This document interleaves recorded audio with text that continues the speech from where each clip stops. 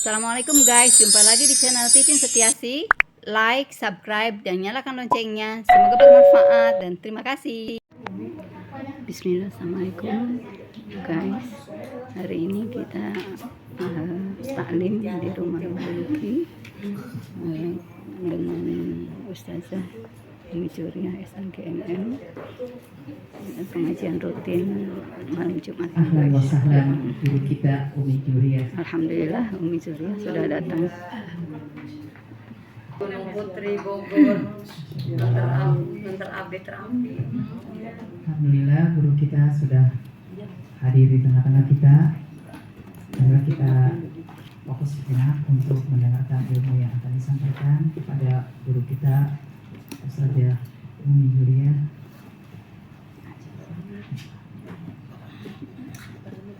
Kepada Umi kami persilakan. Buka kitabnya sampai di mana terakhir? Halaman itu, halaman 2 ya. Assalamualaikum warahmatullahi wabarakatuh. Waalaikumsalam warahmatullahi wabarakatuh. Ya Rabbi bil Mustafa balligh maqasidana waghfir lana ma maqaya wasi'al karmi. Ya Rabbi bil Mustafa balligh maqasidana waghfir lana ma madu ya wasi'al karmi. Bismillahirrahmanirrahim. Bismillahirrahmanirrahim. Masyaallah la yasqul khaira illallah. Bismillahirrahmanirrahim. Masyaallah ma kana min ni'matin fa min Allah. Bismillahirrahmanirrahim. Masyaallah la hawla wa la quwwata illa billahil aliyyil azim. Allahumma shalli wa sallim ala sayyidina Muhammadin wa ala alihi wa ashabihi ajma'in. Mari kita buka taklim kita pada malam hari ini dengan pembacaan surah Al-Fatihah. Diberkati Al-Fatihah biridha'il Fatihah, kita berdoa kepada orang tua kita, para guru kita, para muslimin muslimat yang telah berpulang ke rahmatullah. Mudah-mudahan menjadikan kuburan taman roboh min biyadil jannah. Segala hajat penyakit kita semuanya Allah kabulkan. Anak-anak kita semuanya Allah jaga, Allah ridhai, Allah soleh-solehah. Buat kita semuanya diberikan rezeki yang halal, thayyibah wa barakah, umur yang berkah, kehidupan yang berkah, ilmu yang manfaat. Belum sesuatu pengarang kita menyampaikan karya manfaat juga buat kita semua. Siapapun yang sedang sakit, syifaan ajilan dan disehatkan. Dikasih masalah, kasih kesabaran, keikhlasan. Dan insyaallah diberikan berkah. Al-Fatihah ila Nabi Muhammad Mustafa Rasulullah sallallahu alaihi wasallam. Qira'atil Fatihah. A'udzu billahi minasy syaithanir rajim. Bismillahirrahmanirrahim. Alhamdulillahi rabbil alamin. Ar-Rahmanir Rahim. Maliki yaumiddin. Iyyaka na'budu wa iyyaka nasta'in. Ihdinas siratal mustaqim. Siratal ladzina an'amta 'alaihim ghairil maghdubi 'alaihim waladdallin. Amin. Ighfir lana wa liwalidayna. Amin. Lihat di halaman 62. Bismillahirrahmanirrahim. Wa qala Yahya bin Mu'adz rahimahullah, liyakun nadaruka fid dunya iktibaran wa zuhduka fiha ikhtibaran wa akhzuka min hadtiraran. Syekh Yahya bin Mu'adz menyampaikan, liyakuna nadaruka fid dunya iktibar, hendaklah menjadi pandanganmu terhadap dunia itu sebagai pelajaran. Jadi mandang dunia itu sebagai pelajaran saja, jangan rakus-rakus dengan dunia. Wa zuhduka fiha ikhtibaran, zuhudmu terhadapnya sebagai perhatian. Zuhud enggak mementingkan sekedarnya saja, dan engkau mengambil darinya sebagai keterpaksaan, kebutuhan, sesuai dengan kebutuhan. Kalau orang mengambil dunia dengan kebutuhannya saja, bukan keinginan, aman. Karena kalau keinginan kita lebih banyak pengennya. Ini kan itu. karena pengen pengen ini, pengen itu. Padahal cuman apa yang kita butuhkan, nah itu yang kita pakai. Wa qala rahimahullah, taraktu dunya likasrati 'ainaiha wa likillati ghinaiha wa sur'atin fanaiha. Dan beliau menyampaikan, Syekh Yahya, aku meninggalkan duniawi karena banyak kesulitannya, dan karena sedikit kecukupannya, dan karena cepat hilangnya, dan karena rendahnya perilaku para penyebutnya. Orang dunia ada dalam genggaman di hatinya, memandang apa aja tuh dunia, perhitungannya sama dunia luar biasa. Dia lupa bahwa dunia itu cuma sebentar doang, mampir ngombe tok jadi, cuma mampir minum aja, gak banyak. Cuma mampir minum ya minum, terus baru minum dia melakukan nih, jalan lagi, nerusin perlanjutan perjalanan. Hidup kita tuh kayak orang musafir jalan, udah selesai ya balik jalan, lanjutkan lagi. Maka orang yang rakus dengan dunia itu gak akan pernah hilang, dagangnya terus aus saja aus. Nah, na'udzubillah, jangan sampai rakus dengan dunia tidak membuat kita nyaman, bahkan banyak yang hilang dari kita. Secukupnya aja lah kita ambil, secukupnya kita punya, secukupnya kita ambil. Yang penting ada, yang penting berkah, yang penting punya. Nah, keberkahan itu masing-masing menyikapinya tergantung pola pikirnya, tergantung dia memandang hidup gimana. Kalau orang memandang hidup tentang dunia, apa yang dia dapatkan sedikit ya kurang. Tapi kalau orang memandang bahwa akhirat Allah, apa yang didapatkannya itulah sesuai dengan kebutuhannya, ya, cukup. Adunya min awalika ila akhirika la tusawi ghamma sa'ah. Maka katanya, wa qala aidan ad-dunya hanutu iblis. Dan beliau juga berkata, dunia itu tokonya iblis. Siapa saja yang mengambil darinya akan suatu, maka yang menjadi pengikutnya hingga iblis merenggut-nya. Iblis justru kita pengen dekatnya dengan dunia, bukan dekat dengan roh kita. Mau ini, mau itu, entar dulu sholatnya, entar dulu jam 2. Ngobrol dulu, dulu, itu dulu, jam 2 lewat. Asar dulu, jam 3, entar dulu, udah nyapu dulu, ngomong lagi, ya jam 5 lewat. Katanya iblis gak apa-apa, terus gitu. Temenin. Tapi jangan juga nyalain iblis. Orang kita yang melakukan nyalain iblis. Katanya, jangan sampai kita pandai untuk melemahkan dan memiskinkan diri, benar. Jadi yang membuat lemah sama miskin diri sendiri, bukan orang lain. Gitu. Yang ngelakuin kita nyalain iblis. Yang ngelakuin siapa? Kita, bukan iblis. Allah udah ngasih tuh diri kita ahsan, sebaik-baik manusia. Bukan Hasan, kalau Hasan baik, ini sebaik-baik. Ihsan, ahsan. Maka kita itu sebaik-baik manusia yang Allah ciptakan. Lebih mulia daripada malaikat, lebih baik daripada iblis. Kenapa? Karena manusia punya 2, akalnya dan nafsunya. Malaikat cuma 1, akalnya dan nafsunya enggak. Iblis kagak punya akal, punyanya nafsu. Lah kita punya 2, akal sama, kalau katanya ahsan, sebaik-baik manusia.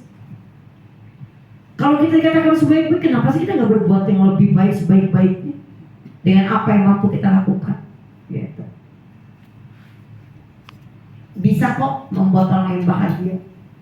Tapi judulnya mau apa enggak lu buat orang lain bahagia, gitu. Sepele sebetulnya buat orang lain bahagia. Tapi mau apa enggak sih lu buat orang lain bahagia? Kan gitu sebetulnya.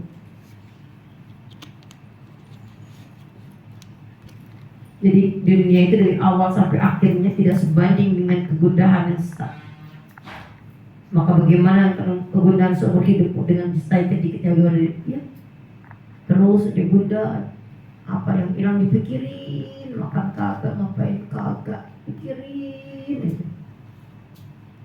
Padahal kalau dia pas sama Allah, kembali lagi, pasti kembali lagi, pasti kembali. Lah kembali Bu, gitu.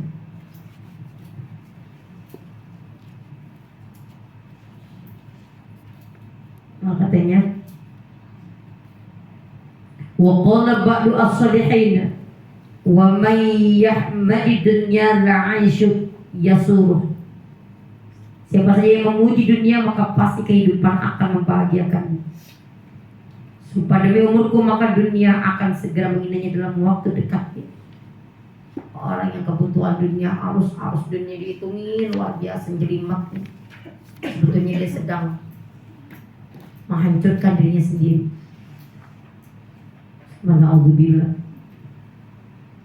Tanya, idza adbarat kanat 'alal mar'i khasbah. Apabila dunia membelakangi maka keberadaannya seorang merugi. Dan jika dunia menghadap maka banyak kegundahannya. Jadi orang belakangin nggak butuh ya rugi. Orang yang dunia banyak gundah. Jangan dikira orang kaya itu senang. Jangan dikira orang kaya bahagia. Belum tentu, dia bingung lah. Makan siangnya sudah di Australia, makan malamnya dia bingung mau makan di mana lagi ya. Nyerah duitnya bingung di mana. Jadi jangan mikirin orang yang kaya. Bersyukur dengan apa yang Allah berikan, yang kita dapatnya itu ya itu. Tapi kita bersyukur sama orang lain lebih banyak daripada kita. Gitu. Kalau kita bersyukur kepada orang lain, nah, insya Allah kasih. Jadi bersyukur kepada Allah Subhanahu wa Ta'ala dengan apa yang Allah berikan buat kita. Kalau ngikutin dunia, pengennya apa aja. Tapi dengan anak-anak enak kayak orang kaya ya, anu. Lo nggak mau, lah jangan. Stres ntar kamu. Iya apa enggak? Iya. Boleh, dream itu boleh, mimpi itu boleh, tapi tahu diri di mana dirinya. Boleh. Munculkan tuh. Pokoknya tahun sekian ini. Tapi kemarin di Multazam doa gitu sama ya Allah, pokoknya 2023 ngawinin ya Allah, ngawinin ya Allah.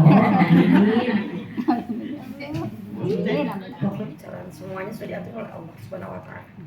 Umi nanya Mi, kadang-kadang kan begini, kan kita paling dekat dengan kita adalah kematian kan. Jadi kita harus selalu ingat. Tapi di sisi lain kan kita harus semangat. Ini itu kadang-kadang menjadikan satu hal yang kayak kontrak gimana gitu menyikapi hal. Nggak bisa pernah kontrak karena memang semua diatur oleh Allah.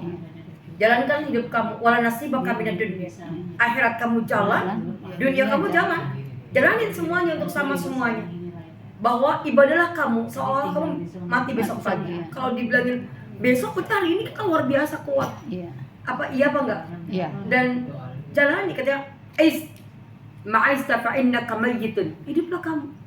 Seapapun kamu pengen hidup, besok kamu juga akan jadi mayit. Ya apa enggak? Wa ahbib ilaika ma ahbabta. Cintai apa yang kamu cintai. Pasti nanti akan mufarriqah, akan pisah kalau memang Allah tidak mengizinkan.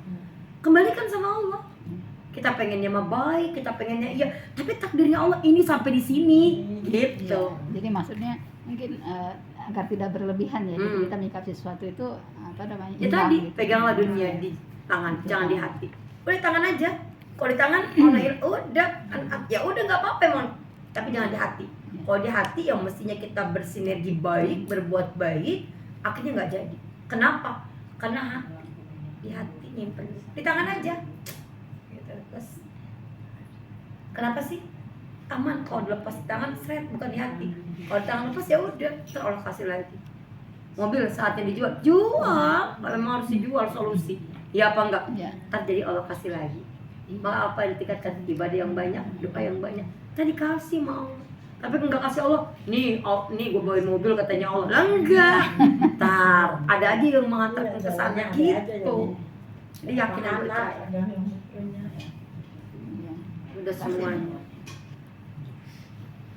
Jadi butuh ilmu ya, Mi. Butuh ilmu, pola pikir bagaimana untuk Iya, harus. supaya kita nggak melemahkan diri dan memiskinkan diri itu kan. Iya betul, katanya gini.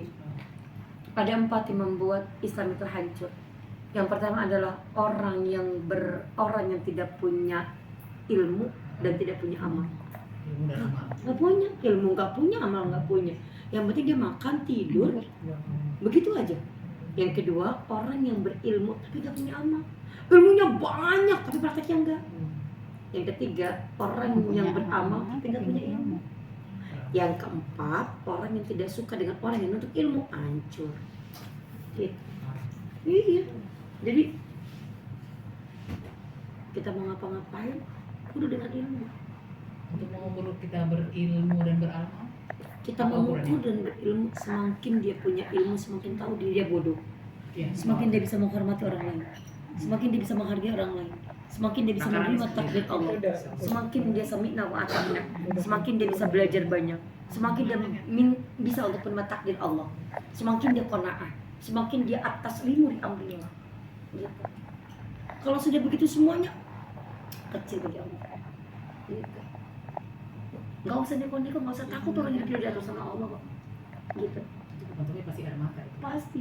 Dan renovasi ruko yatim ini kemarin dibawa ke Cianjur 20 juta. Kalau bukan karena Allah, ya atau tidak? Allah pasti akan. Jadi berbuatlah apa yang bisa dibuat, mumpung masih hidup. Lakukan semuanya, bukan tentang banyaknya, tapi do the action. Lakukan. Gitu. Yang paling penting hidupnya jangan apa kata orang. Ih, nggak bagus banget sih lo pakai baju kuning kayak gini. Ganti. Tahu ibu nak merah. Bisa yang merah, ganti lagi. Baper. Ih, pakai baju begitu amat sih merah, orangnya kayak begitu pakai baju merah, ganti lagi. Ada pakai baju merah, ih begitu hitam, kata yang satu, capek banget hidup kata orang. Lakukan apa yang memang ibu bisa lakukan dengan baik. Jadi lakukan. Katanya gini, wanita yang kuat itu bukan wanita yang bawa beban berat di bulan, bukan. Wanita yang kuat itu adalah yang mampu menurunkan ego, Mampu menurunkan egonya, emosinya. Berarti perempuan egonya parah ya? Ya parah pasti. Berarti kuat loh. Iya, Bisa jadi ditahan. justru kamu mampu untuk melindungi itu. Ketika kita lagi marah, itu sendi-sendi kita itu sakit. Semakin kita marah, semakin kita kesel, benci, hasad, iri, dengki, takabur, semuanya naik. Stres semuanya iya, dan ini berbenturan pada sakit semuanya. Jadi yang menyiksa diri itu diri sendiri. Maka turunkanlah. Ketika kamu mampu memposisikan dengan baik, posisi kamu ada fine, baik-baik saja, kamu akan lebih bisa untuk semuanya. Kan gitu. Jadi kamu kan harus mampu dan menurunkan ego. Uang. ya, mudah-mudahan. Ada yang tanya lagi?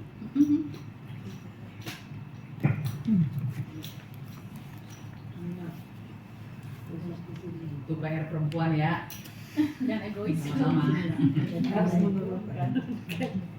Iya, kalau kita tidak bisa menurunkan ego kita, kita juga yang celaka, kita juga yang rugi. Turunkan. Kalau dia begitu, kita jangan begitu. Kalau dia nggak kenceng, kita yang paling down, turun. Kan gitu. Yang sama-sama. Iya. Punya suami, ya Allah, dapetnya minta ampun, marahannya minta ampun. Kesel kita yang turun, kita yang plus. Walaupun kita nggak mampu, so kita ya. Ngaca di depan kaca. Tarik nafas panjang. Kalau udah bilang Umur nggak jaminan ya, Mi? Umur nggak jaminan ya, Kak? dewasa itu bukan dari umur, tapi bagaimana dia menyikapi hidup dan semuanya. Umi sama kakak Umi, kata orang-orang lebih dewasa Umi. Pasti kenapa? Karena hidup Umi jauh dari keluarga, dari umur 11 dan 12 tahun sampai di angka 18 tahun. Nggak punya, belum dikirimin uang, semuanya berbenturan, masalah semuanya. Dewasa pada akhirnya tadi. Tapi kakak Umi yang selalu diketek sama mama, nggak dewasa, nggak kurang dewasa. Kenapa? Tapi ya tadi pergaulan dan semuanya ada. Jadi ibu dewasa bukan karena umur, dewasa itu karena hidup yang pernah ada buat kita. Ya benar. Ya memang hidup. Bukan berarti Umi lebih power, enggak, bukan. Tapi memang tadi kena pergaulan itu mempengaruhi kita. Kita pernah hidup pun mempengaruhi karakter berpikir kita. Umi pernah tanya sama orang, Umi memang orang mana? Orang gue tahu. Masa sih orang Betawi? Bukan orang Sunda, kalau orang Jawa enggak, orang Betawi. Emang ada ya orang Betawi kayak ibu, kayak Umi gitu? Emang kenapa? Oh, berarti kan dia lihat dengan apa karakter orang Betawi aja yang punya orang Betawi gitu kan? Padahal kan nggak kayak gitu. Jadi iya, karena memang ya kita hidup semuanya ya. Kita belajar. Nggak ada orang Betawi yang pengen hijrah dan iya, tapi ya hidup mengajarkan untuk itu.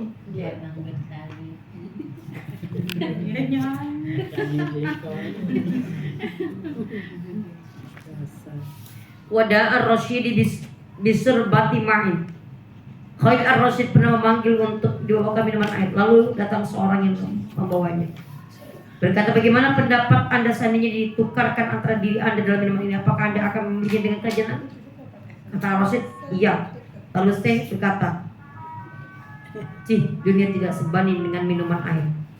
Kepada salah seorang ulama terdahulu mengatakan, gambarkanlah kepada kami tentang dunia. Dunia itu rumah yang memiliki 2 pintu, yang aku bisa masuk dari salah satunya dan aku bisa keluar. Aku melihat berbagai puncak kesengsaraan dan berbagai puncak kemewahan. Baik dilahirkan orang yang binasa, wafat dan sebagainya. Maka tidak akan bisa dari mereka seorang pun, dan tidak ada orang yang wafat maka tidak dapat penuh sesak dunia sebagai mereka. Dunia itu runtuhan, dan yang paling runtuh adalah hati orang yang menyamarkannya. Sedangkan akhirat itu adalah kemakmuran, dan yang paling makmur darinya adalah hati orang yang mencari akhirat. Dunia itu adalah runtuhan yang paling runtuh. Apa? Hati bagi orang-orang yang menyemarakan, maksudnya bagi orang yang mencintai dunia.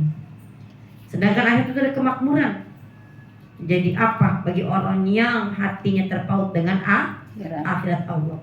Dan bertanya lagi pada orang, dunia itu untuk siapa? Untuk orang yang meninggalkannya. Lalu akhirat itu untuk siapa? Untuk orang yang mencarinya. Jadi kalau orang nggak butuh dengan dunia, ya bagi orang yang meninggalkannya, nggak rakus dengan dunia maksudnya. Bagaimana Anda melihat dunia? Dunia itu mengusangkan tubuh-tubuh, memperbaharui angan-angan, mendekatkan kematian dan menjauhkan berbagai harapan. Lalu apakah Anda penghuni dunia? Bila berkata siapa yang sukses dengan keduniawan, maka ia letihkan. Orang yang sukses dengan dunia letih. Lihatin orang-orang pengusaha-pengusaha yang letih. Korupsinya membawa dia ke sengsara. Iya apa enggak? Iya. Kenapa? Karena dunia. Dunia terus. 100 miliar dia uang tabungan. Uang siapa? Uang orang lain. Bagi dia hidupnya enak, jet set luar biasa, mewah luar biasa. Tapi itu apa? Membuatnya sengsara. Iya. Dan siapa saja yang terluput dunia darinya, maka ia tertegakkan. Betapa bagus orang yang mengatakan apa? Aku renungi dunia kepada orang yang dunia ada di tangannya sebagai siksaan. Orang yang dunia dalam tangannya pas dalam hatinya akan memberatkan. Dan orang-orang yang menghina orang-orang yang memuliakan dengan kedelnya, dan akan dimuliakan setiap orang yang dunia menghina kepadaku. Kalau bilang kau telah merasa cukup dengan suatu, maka tinggalkan lagi. Dan ambillah apa-apa yang kau butuh. Jadi butuh. Di dunia itu kita apa yang kita butuhkan. Kalau nggak kita butuh ya udah. Ya. Kalau semuanya mau diambil, karena kita nggak bisa megang untuk semuanya. Pegang apa yang biasa kita pegang. Gitu. Cukup. Kalau apa yang kita bisa pegang ya itu akan menyelamatkan. Qala Imamu Hujjatul Islami fil Ihya'i, katanya, maka sungguhnya dunia itu musuh Allah dan para wali Allah, dan para musuh Allah. Adapun musuhnya dunia bagi Allah, karena sungguhnya dunia itu memutuskan jalan para hamba. Ya, yang apa yang dekat dengan Allah, jauh dari Allah, diputuskan. Dan na'udzubillah, jangan sampai kita diputuskan dengan Allah. Adapun permusuhan dunia pada orang wali Allah, karena sungguhnya dunia itu mempercantiknya. Katanya, kalau dunia itu bagaikan anak perawan yang sedang berhias. Anak perawan yang berhias kan cantik ya. Nah, dunia kayak gitu. Adapun permusuhan dunia kepada para musuh Allah, karena sungguhnya dunia menarik mereka secara perlahan ke arah kebinasaan dan tipuan. Maka tabiat mereka adalah lebih butuh kepada sesuatu yang mereka pada dalam menuju dunia. Maka mereka akan memetik kerugian. Sejenis dunia mencegah mereka dari kebahagiaan selama-lamanya. Enggak ada ibu, dunia itu bahagia, enggak ada. Semua yang adalah akhirat Allah dan iman abadan. Terus dari berbagai penderitaan minta tolong, maka mereka tidak menolong. Maka katanya apa? Tinggalkanlah dengan kina di dalamnya, dan janganlah kamu bicara dengan aku. Inilah orang-orang yang membeli kehidupan dunia dengan kehidupan akhirat. Di dunia yang beli itu adalah kepentingan akhirat. Padahal itu menggadaikan apa menjadikan kenikmatan keimanan kepada Allah Subhanahu wa Ta'ala. Mudah-mudahan kita zuhud jauh dari kehidupan dunia ini. Amin. Benar bina, kita berharap Allah memberikan kita nikmat sehat walafiat dijaga oleh Allah Subhanahu wa Ta'ala. Sampai di situ di halaman 65 mudah-mudahan kita dapat ketemu lagi dan kita dapat belajar lagi insyaallah. Mudah-mudahan ada manfaatnya. Mohon maaf pada kesalahan. Assalamualaikum warahmatullahi wabarakatuh. Waalaikumsalam warahmatullahi wabarakatuh.